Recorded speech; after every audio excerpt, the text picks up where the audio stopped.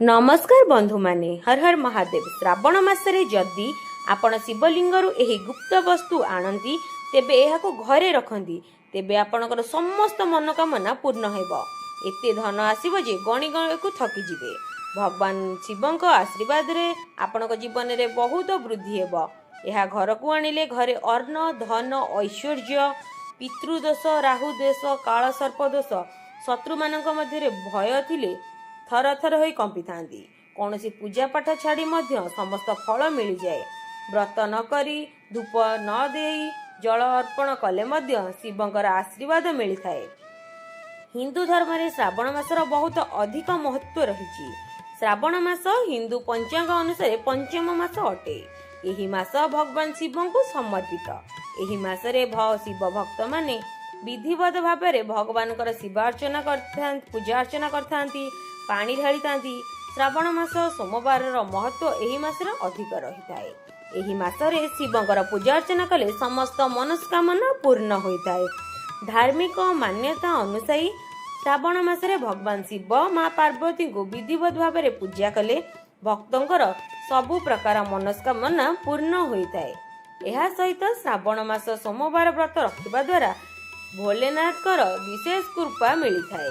एथिपाई एबेकार श्रावण मास 11 जुलाई आरंभ हेबो और 9 अगस्त रे समाप्त हेबो। एही श्रावण मासरे 4टी सोमवार व्रत पड़ुची। प्रथम सोमवार व्रत 14 जुलाई रे, द्वितीयटी 21 जुलाई, तृतीयटी 28 जुलाई, चतुर्थ सोमवार व्रत 4 अगस्त रे पड़ुची। हुआ जाए एही श्रावण मासरे जदि कौनसी व्यक्ति भगवान शिवं को अल्प मात्रा रे भी जदि पूजा ध्यान उपासना करे तेबे व्यक्ति जीवन में समस्त मनस्कामना पूर्ण हुए, शांति आसे।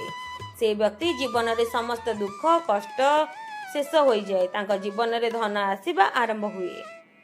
मित्र माने आज आम भिडियोटे आपन को कहबा जाउछु श्रावण मास रे आपन जदि भगवान शिव मंदिर को जाती तेबे कौन भगवान शिव को अर्पण करेंगे सेठार कौन आनिबे जहा द्वारा आपनक घरर दारिद्र्यता समस्या दुख कष्ट ग्रह दोष सब शेष हो। अन्यपटे आपणक घर को सुख समुद्री जस वैभव ऐश्वर्य मिल। मने रखंतु लोके श्रावण मासर अपेक्षा कहीं करती कारण तांको भगवान शिवंकर आशीर्वाद मिल पारिबो। कहा जाए जे देवता मानकर देव भगवान शिव जदि कौनसी व्यक्ति को आशीर्वाद दे थांती तेबे से व्यक्ति कौनसी विपद शत्रु बा विपक्षर किछि करि पारे नाही। यही कारणरू आजिर एही भिडियो रे आमे आपनको कहिबाकू जाउछु किपरि आपण श्रावण मासर दिन रे एक पवित्र दिन रे भोलेनाथ को प्रसन्न करि परिबे। प्रभु शिव शंकरंकर आशीर्वाद आपनको पाई परिबे एवं श्रावण मासर दिन गुडी शिवलिंग रे किपरि पूजा करिबा उचित यह विशेष आपनको जानिबा दरकार। आपण जीवन रे जेते बड़ दुख कष्ट थाउ जेते बड़ समस्या थाउ धरंतु आपनको जीवन रे धन समस्या अछि निजुक्ति मिलवा को नहीं अधिक चिंतित अछंती शत्रु माने आपन को घेरी रहिछंती किंबा आपन को संतान सुख मिलु नहीं तेबे एक कथा मन रखंतु श्रावण मासर पवित्र दिन गुड़िक एमिति एक दिन जे कौनसी व्यक्ति जदि अल्प किछि उपाय करी भगवान शिवंकर साक्षात पूजा करे भक्तिर सहित से व्यक्ति जेते बड़ मनोकामना थाउ जेते बड़ कष्ट थाउ सब किछि शेष होई थाए। धरंतु आपनक ऊपर कौनसी दोष अछि जेपरिक वास्तु दोष शनि दोष प्रकृति दोष किंबा अन्य कौनसी दोष तेबे आपण श्रावण मासर सोमवार दिन जदि भक्तिर सहित पूजा कले भक्तिर सहित शिव भगवान को डाकिले तले सबु दोष शेष हो जिवो। आपणक जीवन में समस्त चिंता दुख चली जिवो। जे धन आसीबा बंद हो जाइथिला से पुणी थरे आगमन आरंभ हेबो। आपणक जीवन में खुशी पुणी फेरी आसीबो दुख शोक रहिबो नाही। को एक कथा कुहा जाय जे जेते बेले आमे भगवान शिवंकर पूजा करूछु सेते बेले धैर्य रखिबा उचित, विश्वास रखिबा उचित, श्रद्धार सहित पूजा करबा आवश्यक कारण भगवान शिव बहुत भोला शंकर से प्रेम पूजा को ग्रहण करती। जे कौनसी व्यक्तिर अल्प पूजा ध्यान द्वारा मध्य खुशी हो जाती। यही कारणरू श्रावण मासरे एमिति किछि जिंस अछि जाहाकू आनिबा नित्यंत आवश्यक। आपण सोमवार दिन भगवान शिवंक पूजा करने को जाउछंती एही कथार निश्चिंत भाव में ध्यान रखंतु। आपण जदि ठीक भाव में पूजा करदेले तेबे सेही दिन साक्षात भगवान शिव आपण को आशीर्वाद देबे। ଏହି ଦିନ ପରେ ଆପଣଙ୍କ ଜୀବନରେ କେବେ ବି କୌଣସି ଅଫସୋସର ଦିନ ଆସିବ ନାହିଁ। ଆମେ ଏଠାରେ ଆପଣଙ୍କୁ ପ୍ରତ୍ୟେକ ଜିନିଷ ବିସ୍ତୃତ ଭାବରେ କହିବାକୁ ଯାଉଛୁ, ସେଥିପାଇଁ ଏହି ଭିଡ଼ିଓଟିକୁ ଶେଷ ପର୍ଯ୍ୟନ୍ତ ଦେଖନ୍ତୁ। ଭଗବାନ ଶିବଙ୍କ ଉପରେ ବିଶ୍ୱାସ ଥିଲେ କମେଣ୍ଟ ସେକ୍ସନରେ ହର ହର ମହାଦେବ ଓಂ ନମଃ ଶିବାୟ ଲେଖି ଦିଅନ୍ତୁ। ଦେଖନ୍ତୁ, ଅନେକ ଲୋକ ଆମ ସହ ପ୍ରଶ୍ନ କରନ୍ତି, ଆମ ଘରେ ଶିବଲିଙ୍ଗ ଅଛି, ଆମେ ଘରେ ବସି ପୂଜା କରିପାରିବୁ ନା? ତାହାର ଉତ୍ତର ହେଉଛି ନାହିଁ। ମିତ୍ରମାନେ, ଆପଣଙ୍କୁ ମନ୍ଦିର ଯିବା ଦରକାର, କାରଣ ମନ୍ଦିରରେ ଥିବା ଶିବଲିଙ୍ଗ ଘର ଶିବଲିଙ୍ଗ ଭିତରେ ବହୁତ ବଡ଼ ତଫାତ୍ ରହିଛି। ମନ୍ଦିରରେ ଥିବା ଶିବଲିଙ୍ଗ ପବିତ୍ର ସଂସ୍କୃତ ରୀତିନୀତି ଅନୁଯାୟୀ ପ୍ରତିଷ୍ଠିତ, ଯାହା ଉପରେ ଉଚିତ ଭାବରେ ପୂଜା କଲେ ଅନେକ ଗୁଣାଧିକ ଫଳ ମିଳିଥାଏ। ଶିବଲିଙ୍ଗ ଯେଉଁ ଶକ୍ତି ରହିଛି ସେଠାରେ ଆପଣଙ୍କ ଘର ଶିବଲିଙ୍ଗ ଠାରୁ କୋଟି ଗୁଣା ଅଧିକ ଥାଏ।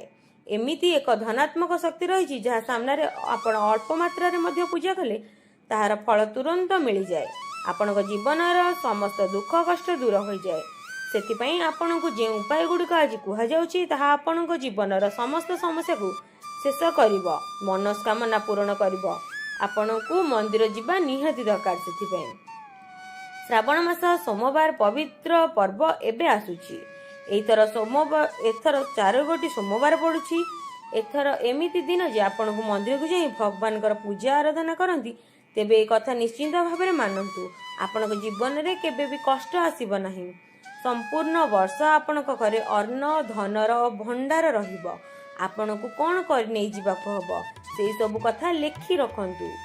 ଆପଣ ଏକ ଭୁଲ କରିଦେଲେ ତେବେ ଆପଣଙ୍କ ପୂଜା ସଫଳ ମନାଯିବ ନାହିଁ। ପ୍ରଥମ ଏବଂ ମୁଖ୍ୟ ଜିନିଷ, ଶ୍ରାବଣ ମାସ ସୋମବାର ଦିନ ଶିବଙ୍କ ପାଇଁ ଶୀଘ୍ର ମନ୍ଦିର ଯିବାକୁ ପଡ଼ିବ।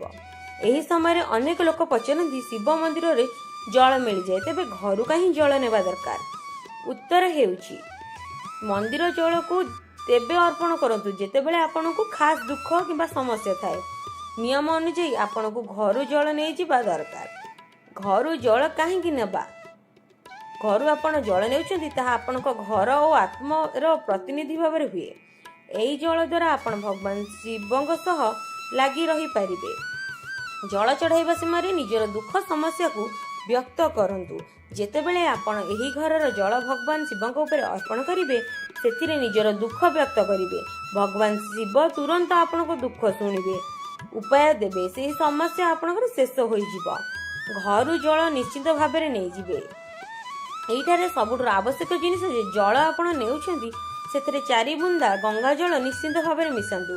ଗଙ୍ଗା ଜଳ ଛାଡ଼ି ଆପଣଙ୍କ ପୂଜା କେବେ ବି ସଫଳତା ମନାଯିବ ନାହିଁ। ଶିବରାତ୍ରି ଦିନରେ ଏହି ଜଳ ନେଇଯିବା ଦରକାର। ଏହି ଜଳକୁ ଗଙ୍ଗା ଜଳ ସହିତ ମିଶାଇ ଦିଅନ୍ତୁ। ଦ୍ୱିତୀୟତମ ଜିନିଷ, ଆପଣଙ୍କୁ 3 ଟିକିଆ ବେଲପତ୍ର ନେଇକି ଯିବାକୁ ପଡ଼ିବ। ଯେଉଁ ବେଲପତ୍ର ହେଉଛି ଭୋଳାନାଥଙ୍କର ଅତି ପ୍ରିୟ ଆଉ ଶୁଭ ଓ ପବିତ୍ର ମଧ୍ୟ ମନାଯାଏ।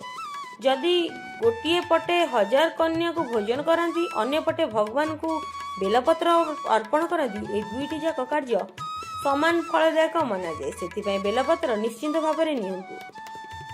ତୃତୀୟରେ, ଆପଣଙ୍କୁ ଧଳା ଫୁଲ ନେଇଯିବାକୁ ହେବ। ଧଳା ଫୁଲ ଭଗବାନ ଶିବଙ୍କର ଅତି ପ୍ରିୟ ଓ ପବିତ୍ର ମନାଯାଏ। ତେଣୁ ଶ୍ରାବଣ ମାସ ଦିନ ଶିବଙ୍କ ପାଇଁ ଧଳା ଫୁଲ ନେଇଯିବେ, ଯାହାଦ୍ୱାରା ଭଗବାନଙ୍କ ଆଶୀର୍ବାଦ ମିଳିବ। ଆପଣଙ୍କ ଜୀବନରେ ସମସ୍ତ ଦୁଃଖ ଦୂର ହୋଇଯିବ।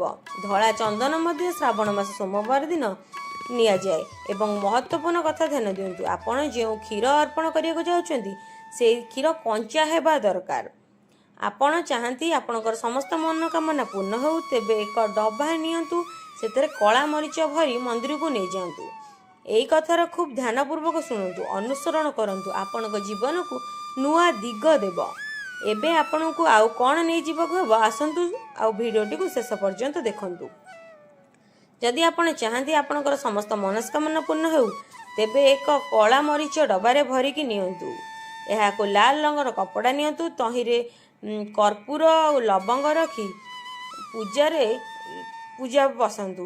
ଆପଣଙ୍କୁ ପକେଟ୍ କିମ୍ବା ପର୍ସରେ ରଖି ନେଇପାରିବେ। ଏଥିରେ ଅପେକ୍ଷାକୃତ ବହୁତ ଶକ୍ତିଶାଳୀ ମିଳେ।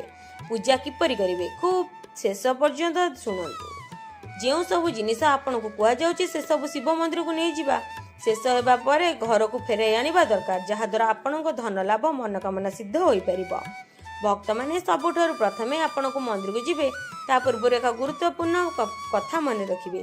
କଳା କିମ୍ବା ନୀଳ ବସ୍ତ୍ର ପିନ୍ଧି ମନ୍ଦିରକୁ ଯାଆନ୍ତୁ ନାହିଁ। ଏକ ଧଳା ରଙ୍ଗର ବସ୍ତ୍ର ପିନ୍ଧିବା ଦ୍ୱାରା ଏହା ଶୁଦ୍ଧ ହୋଇଥାଏ। ପତଳା ଧାରା ତିଆରି କରି ଭଗବାନଙ୍କୁ ଜଳ ଚଢ଼ାନ୍ତୁ। ବେଶୀ ପାଣି ଏକାଥରେ ଢାଳନ୍ତୁ ନାହିଁ। ତାପରେ ଚନ୍ଦନ ଲଗାନ୍ତୁ। 3 ଶାଖା ଥିବା ବେଲପତ୍ର ଦିଅନ୍ତୁ। ବେଲପତ୍ର ଉପରେ ଧଳା ଫୁଲ ଅର୍ପଣ କରନ୍ତୁ। ଯଦି ଚାହାନ୍ତି ଆପଣ କଞ୍ଚା କ୍ଷୀର ମଧ୍ୟ ଅର୍ପଣ କରିପାରିବେ। ଏହି ସମସ୍ତ କାର୍ଯ୍ୟ ଆପଣ ଶ୍ରଦ୍ଧା ଭକ୍ତିର ସହିତ କରନ୍ତୁ। ଦୁଗ୍ଧ ମଧ୍ୟ ଆପଣ ଭଗବାନଙ୍କୁ ଅର୍ପଣ କରିପାରିବେ। ଏହିସବୁ କାମ କରିସାରିବା ପରେ ଆପଣ ମନ୍ଦିରରେ ଠିଆ ହୋଇ ଅତ୍ୟନ୍ତ ଧ୍ୟାନର ସହିତ ଏକ ଜିନିଷ ଆଣିବାକୁ ପଡ଼ିବ। 108 ଓଁ ନମ ଶିବାୟ ମନ୍ତ୍ର ଜପ କରନ୍ତୁ, ନହେଲେ ଆପଣ 1008 ମଧ୍ୟ ଜପ କରିପାରିବେ। 3ଟି ଜିନିଷ ଅତ୍ୟନ୍ତ ମହତ୍ତ୍ୱପୂର୍ଣ୍ଣ ଯାହା ଆପଣଙ୍କୁ ନିଶ୍ଚିତ ଭାବରେ ଆଣିବା ଦରକାର। ଯେଉଁ ଡବା ଆପଣ ଗୋଲମରିଚ ଭରି ନେଇଥିଲେ ସେହି ଡବାକୁ ଶିବଲିଙ୍ଗରେ ଛୁଆଇ ଯେଉଁଠୁ ପାଣି ଝରୁଛି ସେହି ପବିତ୍ର ଧାରା ସହ ଛୁଆଇ ଆଣିବାକୁ ପଡ଼ିବ। ଏହାକୁ ଆପଣ ପର୍ସରେ ରଖିପାରିବେ। ଲାଲ କପଡ଼ା ବନ୍ଧା ପୋଟଳି ନେଇଥିଲେ ସେଥିରେ ମଧ୍ୟ ପୂଜା ଶେଷ ପରେ ନେଇ ଆସିବେ। ଏବେ ଆପଣ ଲୋଟା ବା ପାତ୍ର ଯେଉଁଥିରେ ଜଳ ଦୁଗ୍ଧ ନେଇଥିଲେ ତାହାର କ'ଣ କରିବେ? ଭୋଲେନାଥଙ୍କ ଶିବଲିଙ୍ଗରୁ ଯେଉଁ ପାଣି ଝରିଛି ସେହି ପବିତ୍ର ଜଳରୁ କିଛି ଆପଣ ଘରକୁ ନେଇ ଆସନ୍ତୁ। ଯେଉଁ ପାଣି ଆପଣ ଘରୁ ନେଇଯାଇଥିଲେ ସେ ସମସ୍ତ ଜଳ ଭଗବାନଙ୍କୁ ଅର୍ପଣ କରିବେ। ଘରୁ ନେଇଯାଇଥିବା ପାଣି ବଞ୍ଚାଇ ରଖିବା ଉଚିତ ନୁହେଁ। ଶିବଲିଙ୍ଗରୁ ଝରୁଥିବା ଜଳ ଘରକୁ ନେଇ ଆସନ୍ତୁ। ଏହି ପବିତ୍ର ଜଳ ଆପଣଙ୍କ ଘରକୁ ଶୁଭତା, ଧନ, ସମୃଦ୍ଧି, ସବୁ ମନସ୍କାମନା ପୂରଣର ସନ୍ଦେଶ ନେଇ ଆସିବ। ଶିବଲିଙ୍ଗରୁ ଝରୁଥିବା ପବିତ୍ର ପାଣିକୁ ଆପଣ ନେଇ ଆସି ଘରେ ପହଞ୍ଚନ୍ତୁ। ସବୁ ଘରେ କିଛି କିଛି ମାତ୍ରାରେ ଛିଞ୍ଚି ଦିଅନ୍ତୁ। ସମସ୍ତ କୋଣକୁ ଛିଞ୍ଚିବା ଦରକାର। ଘରର ମୁଖ୍ୟ ଦ୍ୱାରରେ ମଧ୍ୟ ଏହି ଜଳ ଛିଞ୍ଚି ଦିଅନ୍ତୁ। ଧରନ୍ତୁ ସମ୍ପୂର୍ଣ୍ଣ ବର୍ଷ ଆପଣଙ୍କ ଘରକୁ କେବେ ନକାରାତ୍ମକ ଶକ୍ତିର ପ୍ରବେଶ କରିପାରିବ ନାହିଁ। କାହାଦ୍ୱାରା କଳା ଯାଦୁ, ଦୁଷ୍ଟ ଶକ୍ତିର ମଧ୍ୟ ନଜର ପଡ଼ିବ ନାହିଁ। ଏବେ କଳା ଗୋଲମରିଚ ଡବା ଆପଣ ଶିବଲିଙ୍ଗରେ ଛୁଆଇ ଆଣିଛନ୍ତି, ସେହି ଡବାକୁ ଆପଣ ପୂଜା ଘରେ ରଖନ୍ତୁ। କଳା ମରିଚ ଡବା ଏମିତି ଏକ ଶକ୍ତିଶାଳୀ ଯେ ଆପଣ କୌଣସି ଶୁଭ କାମରେ ବାହାରିବେ। ଧରି ନିଅନ୍ତୁ ଆପଣ କୌଣସି ବ୍ୟବସାୟିକ ମିଟିଂକୁ ଯାଉଛନ୍ତି କିମ୍ବା ଚାକିରି ପାଇଁ, ସେହି କଳା ମରିଚ ଡବା ଆପଣ ନେଇଯାଉଛନ୍ତି, ସେଠାରୁ ଘର ମୁଖ୍ୟ ଦ୍ୱାର ପାଖରେ ରଖିଦିଅନ୍ତୁ। ଏହାଦ୍ୱାରା ଆପଣଙ୍କର ଯେଉଁ କାମ ଥିବ ସେ କାମ ନିଶ୍ଚିତ ରୂପରେ ପୂର୍ଣ୍ଣ ହେବ।